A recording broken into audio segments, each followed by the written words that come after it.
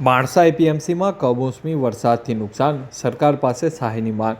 મંગળવારે બપોર બાદ માણસા તાલુકામાં ભારે પવન સાથે કમોસમી વરસાદ પડ્યો હતો, જેની સૌથી વધુ અસર માણસા એપીએમસીમાં થઈ હતી। ખુલ્લામાં પડેલા એરંડા પલળી જતા ખેડૂતો તથા વેપારીઓને લાખોનું નુકસાન થયું હતું। એકાએક આવેલા કમોસમી વરસાદથી ભારે નુકસાન વેઠવાનો વારો આવ્યો છે। એપીએમસીના ચેરમેન માધવલાલ પટેલના જણાવ્યા મુજબ હરાજીનું કામકાજ ચાલુ હતું તે દરમિયાન વરસાદ પડ્યો હતો। યાર્ડમાં 5000 બોરી એરંડા તથા 1100 બોરી ઘઉં હતા। ઢગલા તથા કોથળામાં રહેલા પાકને કમોસમી વરસાદથી નુકસાન થયું હતું। ખેડૂતો તથા વેપારીઓને મોટું નુકસાન થયું છે। ચેરમેને ખેડૂતો તથા વેપારીઓને સહાય આપવા સરકાર પાસે માંગ કરી હતી।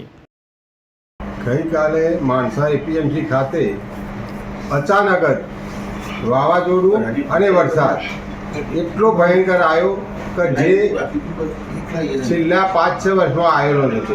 અને એ સમયે અમારે માર્કેટમાં ખેરાજીનું કામ ચાલુ હતું, ખેડૂતો હાજર હતા અને તે સમયે લગભગ 5000થી બોરી દિવેલા એરંડા અને 1100 બોરી જેવા ઘઉં આવેલા હતા।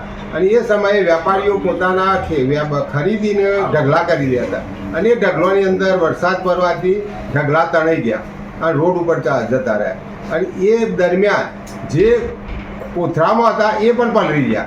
એટલે જે કોથળામાં હતા અને જે છૂટા હતા ઢગલા બંનેમાં નુકસાન થયું છે।